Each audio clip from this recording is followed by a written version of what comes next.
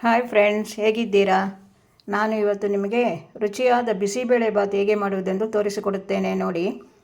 15 beans ಅಥವಾ ಹುರುಳಿಕಾಯಿ ತೆಗೆದುಕೊಂಡಿದ್ದೇನೆ. 2.5 ಕ್ಯಾರೆಟ್, 2 ಟೊಮೊಟೊ ಇಷ್ಟನ್ನು ತೆಗೆದುಕೊಂಡಿದ್ದೇನೆ. ಇದ್ದರೆ ಬಟಾಣಿ ಹಾಕಿಕೊಳ್ಳಬಹುದು. ನನ್ನ ಹತ್ರ ಈಗ ಬಟಾಣಿ ಇಲ್ಲ, ಆದ್ದರಿಂದ ಹಾಕುತ್ತಿಲ್ಲ. ಇಲ್ಲ ಅವರೆಕಾಯಿ ಇರುತ್ತದಲ್ಲ, ಅವರೆಕಾಯಿ ಅದನ್ನು ಇದುಕಿ ಅದರ ಬೀಜ ಹಾಕಿಕೊಂಡರೂ ತುಂಬ ರುಚಿಯಾಗಿರುತ್ತದೆ.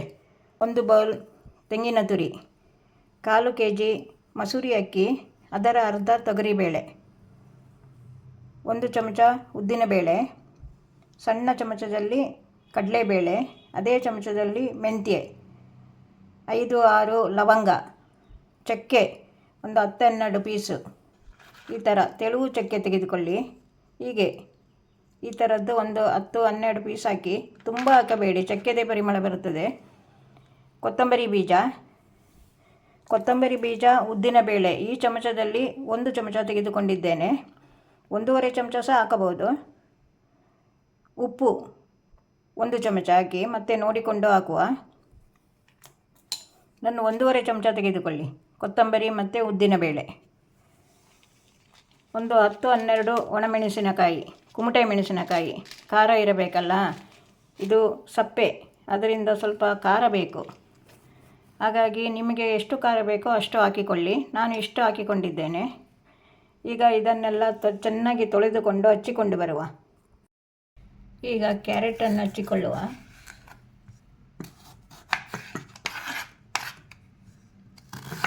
ಇದನ್ನು ಹಚ್ಚುವಾಗ ಸ್ವಲ್ಪ ಉದ್ದ ಹಚ್ಚಬೇಕು. ತರಕಾರಿಯನ್ನು ಬಿಸಿಬೇಳೆಬಾತಿಗೆ ಉದ್ದ ಹಚ್ಚಬೇಕು ನೋಡಿ, ಈ ರೀತಿ.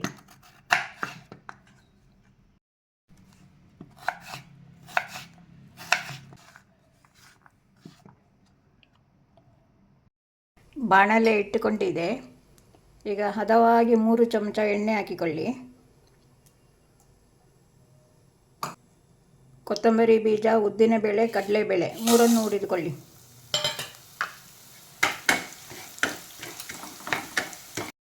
ಇದು ಸ್ವಲ್ಪ ಕೆಂಪಾಗುವಾಗ ಒಣಮೆಣಸು ಹಾಕಿಕೊಳ್ಳಿ. ಕರಿಬೇವಿನ ಎಲೆ, ಮೆಂತ್ಯ, ಚಕ್ಕೆ,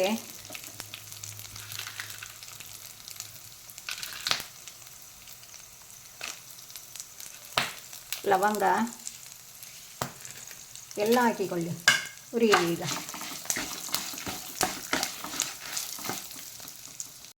ಹುಣಸೆ ಹಣ್ಣನ್ನು ಹಾಕಿ, ಇಷ್ಟು ಹುಣಸೆ ಹಣ್ಣು ಹಾಕಬೇಕು ಅಷ್ಟು.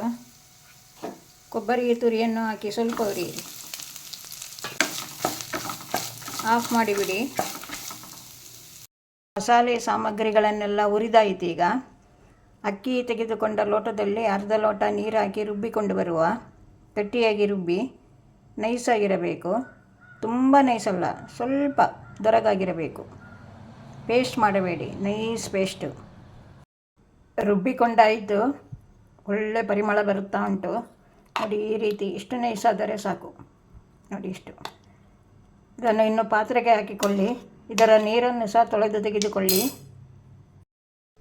ಈಗ ತರಕಾರಿಗಳನ್ನೆಲ್ಲ ಒಂದೊಂದಾಗಿ ತೊಳೆದುಕೊಂಡು ಕುಕ್ಕರಿಗೆ ಹಾಕಿಕೊಳ್ಳುವ. ಎಲ್ಲ ಹಾಕಿಕೊಳ್ಳಿ. ಟೊಮೆಟೊ, ಬೀನ್ಸ್, ಕ್ಯಾರೆಟು ಈ ರೀತಿ ಹಚ್ಚಿಕೊಳ್ಳಿ. ಎಲ್ಲ ಹಾಕಿಕೊಳ್ಳಿ. ಬೇಳೆಯನ್ನು ತೊಳೆದಿಟ್ಟುಕೊಂಡಿದ್ದೇನೆ, ಅದನ್ನು ಸಹ ಹಾಕಿ.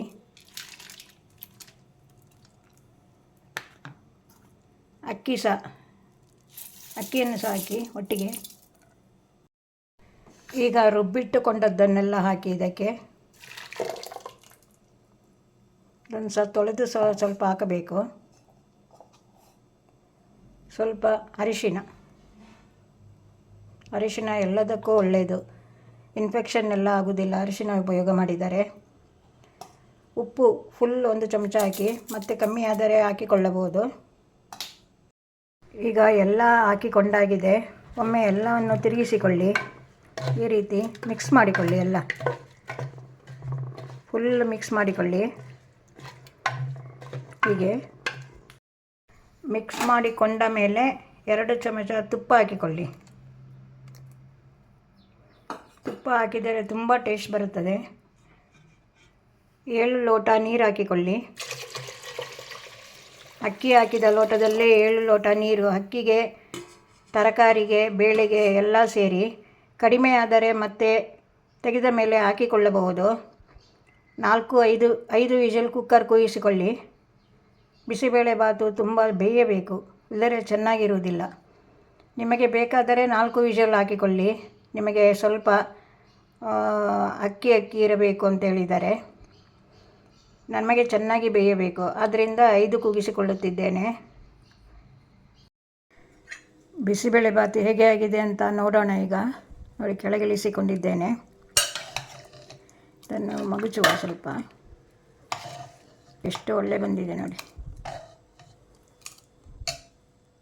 ಸ್ವಲ್ಪ ಇಷ್ಟು ಉಪ್ಪು ಹಾಕಿಕೊಳ್ಳಿ. ಸ್ವಲ್ಪ ಉಪ್ಪು ಕಮ್ಮಿ ಇದೆ. ತಿನ್ನುವಾಗ ಅದರ ಮೇಲೆ ತುಪ್ಪ ಹಾಕಿಕೊಂಡು ತಿನ್ನಿ, ತುಂಬ ಚೆನ್ನಾಗಿರುತ್ತದೆ. ಬಿಸಿಬೇಳೆಬಾತು ಯಾವಾಗಲೂ ಈ ಹದದಲ್ಲೇ ಬರಬೇಕು ನೋಡಿ. ಹೀಗೆ ಇರಬೇಕು, ಹೀಗೆ ಇರಬೇಕು. ಇಷ್ಟು ಬೆಂದಿರಬೇಕು ನೋಡಿ. ನಿಮಗೆ ಕಾಳು ಬೇಕಾದರೆ ಸ್ವಲ್ಪ ಬೇಗ ಆಫ್ ಮಾಡಿಬಿಡಿ ನೋಡಿ. ಹೀಗೆ ತುಂಬ ಗಟ್ಟಿಯಾದರೆ ಒಂದು ಅರ್ಧ ಲೋಟ ಬಿಸಿ ನೀರು ಹಾಕಿ ತಿರುಗಿಸಿಕೊಳ್ಳಿ, ಸರಿಯಾಗುತ್ತದೆ. ಈಗ ಸರಿ ಉಂಟು. ಬಿಸಿ ತಿಂದರೆ ಸರಿ ಉಂಟು. ಬಿಸಿಬೇಳೆಬಾತನ್ನು ಬಿಸಿ ಇರುವಾಗಲೇ ತಿನ್ನಬೇಕು, ಅದೇ ಟೇಸ್ಟು. ತಿನ್ನುವಾಗ ಈ ರೀತಿ ತುಪ್ಪ ಹಾಕಿಕೊಳ್ಳಿ, ತುಂಬ ಚೆನ್ನಾಗಿರುತ್ತದೆ ತುಪ್ಪ ಹಾಕಿಕೊಂಡರೆ. ನಿಮಗೆ ಬೇಕಾದರೆ ಬೂಂದಿ ಕಾಳನ್ನು ಸಹ ಹಾಕಿಕೊಳ್ಳಬಹುದು. ಹೀಗೆ ಬೂಂದಿ ಕಾಳನ್ನು ಸಹ ಹಾಕಿಕೊಳ್ಳಿ, ಅದು ಚೆನ್ನಾಗಿರ್ತದೆ ನೋಡಿ. ಈಗ ತಿನ್ನಿ, ಸೂಪರ್ ಬಿಸಿಬೇಳೆಬಾತು. ಓಕೆ ಫ್ರೆಂಡ್ಸ್, ಇದು ನಿಮಗೆ ಇಷ್ಟವಾದರೆ ಸಬ್ಸ್ಕ್ರೈಬ್ ಮಾಡಿಕೊಂಡು ಶೇರ್ ಮಾಡಿ, ಲೈಕ್ ಮಾಡಿ. ಇನ್ನೊಂದು ವಿಡಿಯೋದಲ್ಲಿ ಸಿಗುತ್ತೇನೆ. ಬಾಯ್.